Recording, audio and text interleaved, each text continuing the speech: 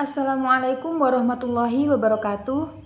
Saya Hani Amaria dari kelas E2 Prodi Ilmu Komunikasi Fakultas Dakwah dan Komunikasi UIN Sunan Ampel, Surabaya.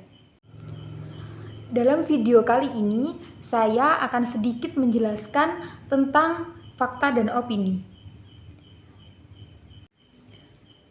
Yang pertama, fakta. Fakta berasal dari bahasa Latin yaitu factus, yang bisa diartikan sebagai hal atau peristiwa yang benar-benar terjadi atau benar-benar ada dan bisa dibuktikan kebenarannya. Informasi yang didengar dapat disebut fakta apabila informasi tersebut merupakan peristiwa berupa kenyataan yang benar-benar ada dan benar-benar terjadi.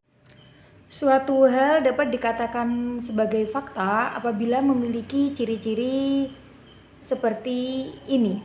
Yang pertama, dapat dibuktikan kebenarannya. Yang kedua, memiliki data yang akurat seperti tempat, tanggal, dan waktu kejadian. Yang ketiga, memiliki narasumber yang dapat dipercaya. Yang keempat, bersifat objektif. Objektif di sini maksudnya adalah tidak dibuat-buat dan apa adanya. Tentunya dilengkapi dengan data berupa keterangan atau angka yang menggambarkan keadaan. Yang kelima, sudah dipastikan kebenarannya. Yang keenam, biasanya dapat menjawab pertanyaan berupa apa, siapa, kapan, di mana, bagaimana, berapa, dengan jawaban-jawaban yang pasti. Menunjukkan peristiwa itu telah terjadi. Yang kedelapan, kenyataan.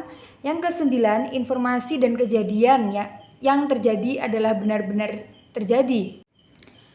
Dan yang terakhir, kalimat fakta biasanya disertai dengan kutipan dari berbagai sumber yang terpercaya sebagai penguat argumen. Selanjutnya adalah opini. Opini sendiri adalah pendapat atau ide atau pikiran untuk menjelaskan kecenderungan atau preferensi tertentu terhadap perspektif dan ideologi. Akan tetapi bersifat tidak objektif karena belum mendapatkan pemastian atau pengujian.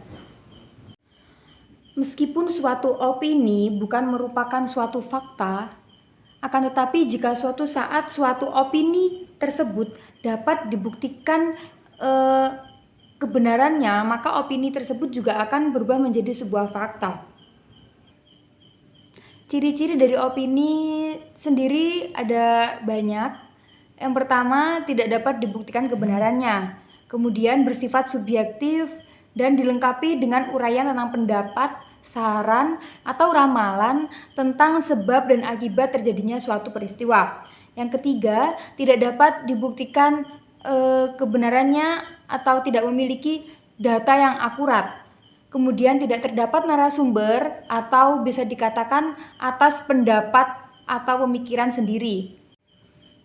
Kemudian berisi suatu peristiwa yang belum terjadi atau akan terjadi di masa yang akan datang, atau bisa dikatakan baru merupakan suatu rencana.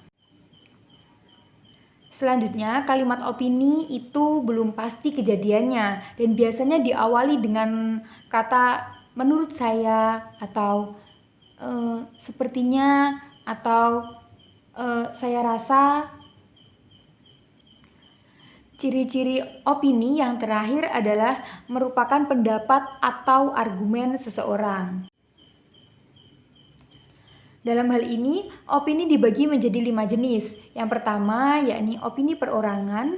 Yang kedua, opini pribadi. Yang ketiga, opini publik. Yang keempat, opini atau pendapat umum. Yang kelima adalah opini khalayak. Yang pertama adalah opini perorangan. Opini perorangan ini adalah opini yang dikemukakan oleh seseorang secara terbuka di depan orang lain yang sedang berada dalam suatu kelompok, baik formal atau informal. Yang kedua adalah opini pribadi. Opini pribadi sendiri adalah opini yang dikemukakan oleh seseorang kepada orang lain yang mempunyai hubungan yang dekat dengannya atau dipercayainya. Pendapat atau opini ini mengandung unsur intimidasi atau keakraban. Yang ketiga adalah opini publik. Opini publik sendiri adalah opini yang merupakan kesatuan dari pendapat yang timbul dari sekelompok orang yang berkumpul dan membicarakan isu yang kontroversial. Selanjutnya yakni opini umum. Opini umum adalah opini yang dihasilkan oleh suatu lembaga pengumpulan pendapat umum tentang suatu isu. Dan yang terakhir adalah opini halayak. Opini halayak adalah pendapat yang sudah menetap atau mengendap dalam masyarakat dan telah dipengaruhi oleh berbagai norma budaya dan bersifat statis. Ada beberapa hal yang menjadi perbedaan di antara opini dan fakta. Yang pertama, jika dalam fakta kebenarannya merupakan suatu hal yang bersifat objektif. Jika dalam opini, kebenarannya bersifat subjektif. Kemudian, jika dalam fakta merupakan kenyataan yang benar-benar terjadi, jika dalam opini, peristiwa yang terjadi ini menunjukkan sesuatu yang belum terjadi. Masih bisa dikatakan suatu rencana atau suatu hal yang akan terjadi. Kemudian yang ketiga, jika dalam fakta terdapat data yang akurat sebagai pendukung, sedangkan dalam opini tidak ada data pendukung. Demikian materi yang saya sampaikan dalam video ini. Semoga bermanfaat. Saya Hani Amaria. Wassalamualaikum warahmatullahi wabarakatuh.